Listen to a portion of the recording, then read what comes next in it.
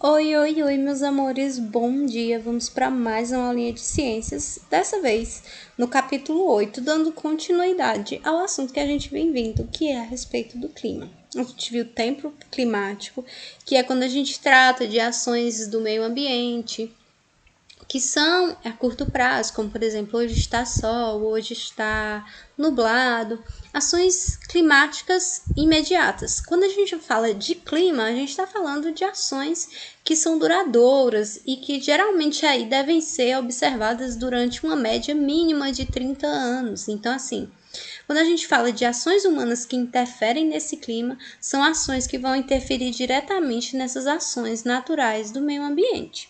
Esse assunto ele está na página 72 e vai até a página 75. Vamos lá? Bom, é claro que quando a gente fala de ações humanas que vão interferir no clima, a gente pode sentir isso naturalmente no nosso próprio cotidiano. Mas é óbvio que nas grandes cidades, as pessoas que vivem em grandes centros urbanos, elas sentem ainda mais essas ações e a gente vai ver um pequeno curta que vai mostrar essas alterações no clima. Mais atenção, chuva fina seguida de chuva grossa, passando por temporal avassalador. Começa a alagar todas as regiões da cidade, provocando a maior enchente dos últimos 10 minutos em todo o país. Se seus bens ainda não estavam arruinados, provavelmente estarão agora. Urgente, forte chuva de granizo chega com tudo e passa do nada. Acho melhor se prepararem para um frio de congelar, pinguim. Quem ainda não saiu de casa, aproveite para se agasalhar. Quem já saiu, é melhor dar meia volta, pois uma Bom, foi um videozinho bem rápido, mas só para introduzir esse conteúdo, que vocês puderam ver bastante alterações que ocorrem na natureza, que óbvio que não a tanta velocidade, é uma velocidade tão rápida, mas é claro que são alterações que a gente pode perceber, como enchentes, mudanças climáticas, chuva, faz sol, é para vestir roupa de frio, é para vestir roupa de calor. Isso são sentidos principalmente nas regiões que apresentam grandes concentrações urbanas. Isso porque as grandes cidades, elas concentram também pessoas, e pessoas concentram grandes alterações ambientais. Ambientais, quando a gente fala de ambientais, a gente não está falando de uma floresta, a gente está falando do ambiente ali em que elas se inserem, tá? Sendo que o livrinho de vocês vai tratar das principais regiões que apresentam, que é São Paulo, Rio de Janeiro, Amapá, que apresentam essas grandes alterações e taxas de urbanização, mas a gente tem aí uma expansão dessa taxa de urbanização em outras regiões, que são as regiões em laranja, e uma taxa de população ainda menor nessas em amarelo. Mas isso é importante por quê, Tchelle? Porque essas regiões são as que vão sofrer maiores alterações, que é o que a gente vai ver agora. Mas vamos lembrar algumas coisas que são importantes, tá ok? Primeiro, o efeito estufa.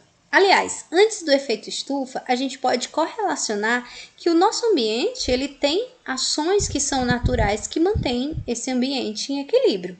O nosso planeta ele está em equilíbrio ou estava em equilíbrio até que as nossas ações começaram a alterar.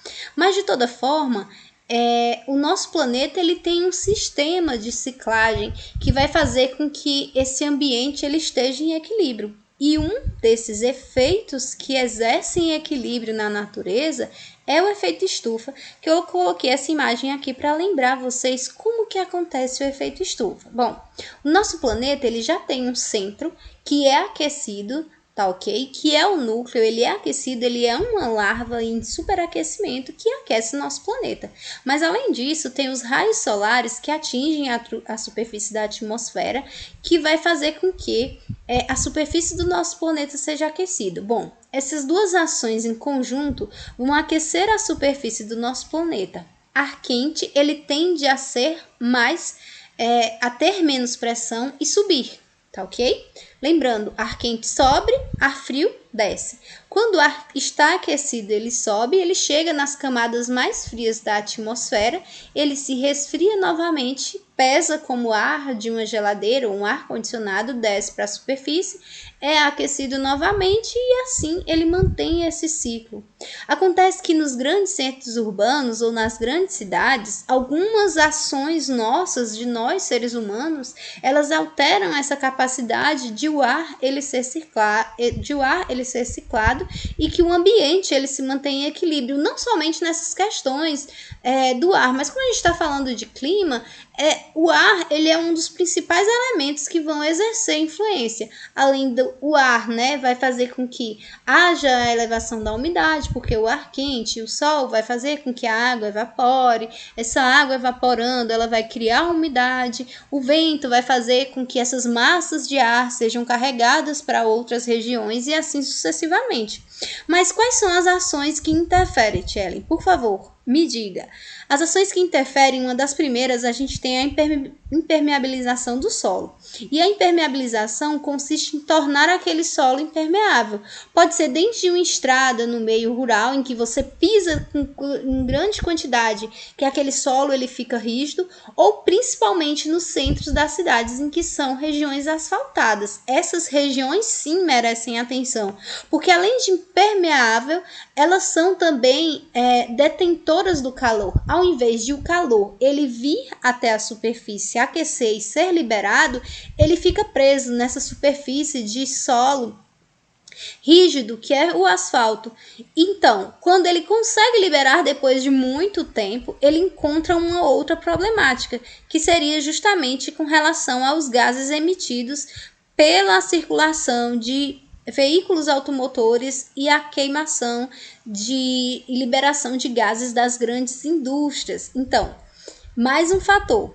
Veículos automotores e grandes indústrias que liberam grandes quantidades de gases que vão interferir nessa liberação de calor. Obviamente, o aquecimento vai se tornar ainda maior.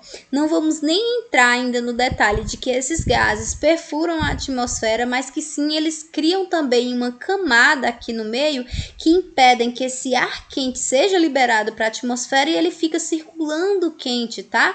Porque o ar frio não consegue descer e o ar quente não consegue subir. Então, isso é mais um fator que vai dificultar essa alteração ou essa ciclagem desse ar.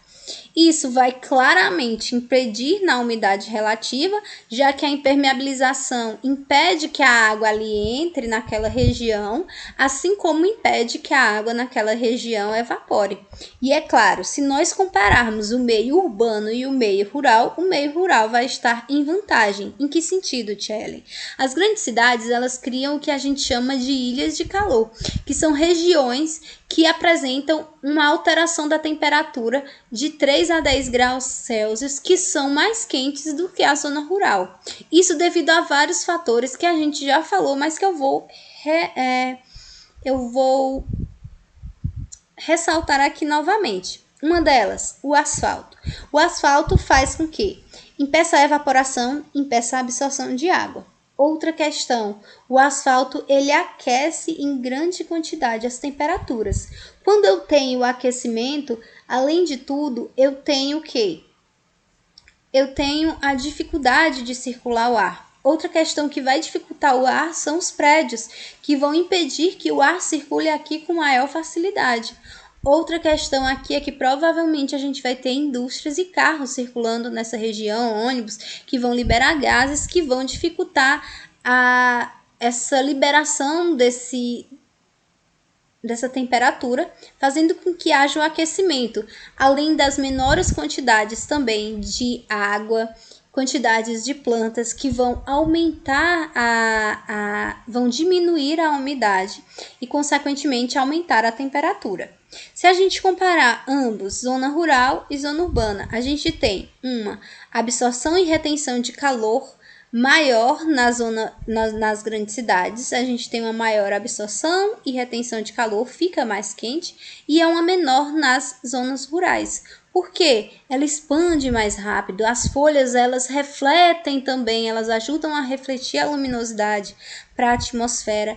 Ainda tem a evaporação, ou seja, acaba que a transpiração das plantas, lagos, rios e até dos seres que habitam ali naquela região vão aumentar a transpiração e, consequentemente, aumentar a umidade, ou seja, é mais fresco, as temperaturas são mais amenas, além de que solos, né, que são mais permeáveis, ou seja, permitem a entrada de água e a evaporação dessa umidade para a atmosfera, formando as grandes massas de ar. Ou seja, vários fatores positivos para a zona rural que perdem aqui, né, que ganham, aliás, das grandes cidades. Outra questão importante de ser tratada, que é tratada no livrinho de vocês, é o desmatamento. O desmatamento é o outro grande fator que vai aí influenciar no clima por várias questões. Primeiro, as árvores elas liberam, através do processo de fotossíntese, água. Ao liberar ar e água também, o ar é super importante, mas quando a gente fala de clima, a gente está falando de água, de alterações de temperatura. Então, assim, as plantas, ao respirar, elas vão liberar água. Ao liberar água, aumenta a umidade, abaixa a temperatura e aumenta essas questões da precipitação das chuvas. Regiões que têm maiores quantidades de plantas têm mais chuva. Por que, Tchellen? Porque a água que evapora, elas criam maiores quantidades de gotículas mais pesadas nas nuvens, que fazem com que as nuvens precipitem, ou seja, que chova, elas são mais densas, mais pesadas e elas não conseguem comportar o peso lá em cima na atmosfera e elas pesam e descem, tá ok? Além disso, as plantas, elas também refletem a luminosidade solar, impedindo ou mesmo minimizando a quantidade de luminosidade e evaporação do solo, ou seja, retém mais a umidade, deixa aquelas regiões mais frescas, deixa o ar mais úmido e assim por diante. Se a gente pegar, por exemplo, a floresta amazônica e desmastasse ela por completo, ali ia virar uma região desértica, com certeza vocês já devem ter ouvido. Por quê? Porque as regiões próximas ao Equador são regiões mais quentes e se assemelha aquela região ao Saara. Se desmastássemos tudo ali, ia impedir a umidade, ia impedir a formação de chuvas de outras regiões, influenciando inclusive o país inteiro, a questão da evaporação e assim por diante. Um grande aumento da temperatura e várias questões negativas aí a serem tratadas. E qual seria a forma, Tchellen, de evitar esse desequilíbrio ambiental? Bom, várias ações podem ser tratadas. E uma delas poderia ser a diminuição dos poluentes industriais. Isso não cabe a gente, mas cabe a nós cobrarmos, tá ok? Grandes indústrias e geralmente pessoas que têm mais dinheiro tendem a poluir mais ainda o planeta. Isso porque eles acham um desperdício de dinheiro investir nas questões ambientais, sendo que eles são os principais prejudicadores, ou seja, os principais emissores de gases que vão poluir e degradar as camadas do nosso planeta, a camada atmosférica do nosso planeta. Para nós podemos plantar árvores, construir jardins e criar áreas verdes, prevenir, reciclar, reutilizar, tantas ações que nós podemos fazer para evitar esse desequilíbrio ambiental. Obviamente que quando a gente fala de grandes cidades, por exemplo, se a gente tiver um centro urbano aqui de Mucambo, a nossa produção de lixo é muito maior do que nos interiores e nas zonas rurais. Quando a gente fala de plantar árvores, também a gente não está falando só de ninho, que ninho é uma árvore tipicamente africana e ela traz determinados danos. É claro que é muito mais fácil plantar ninho, mas só porque tem outras árvores que podem ser plantadas na nossa região que vai favorecer o nosso clima, ao mesmo tempo vai aumentar a biodiversidade. Então, assim, são várias outras questões que podem trazer vantagens para esse equilíbrio ambiental e minimizar esse desequilíbrio. Além disso, comprar produtos certificados, ou seja, de empresas que se importam com o meio ambiente, utilizar transportes públicos como bicicleta, andar a pé, carros públicos. É claro, quando a gente fala desses tipos de transporte, a gente está falando de uma realidade muito mais das grandes cidades, mas isso não significa que nós não possamos ser conscientes de ações que vão minimizar esses problemas, tá ok? Bom, a Tia Ellen vai colocar no grupo mais um videozinho reflexivo para vocês verem como as nossas ações podem ser negativas. É uma animação, só porque não dá para colocar aqui, porque senão com certeza vai ser barrado pelo YouTube. Mas a Tia Ellen vai colocar, eu espero que vocês assistam. E a atividade de hoje é bem pequenininha, ela está na página 76 e são as questões de 1 até a questão 4. Uma frasezinha: reduza, reuse e recicle, que a Tia Ellen já falou, é uma das principais formas de cuidar do meio ambiente. Um beijão, pessoal, e até a atividade no privado.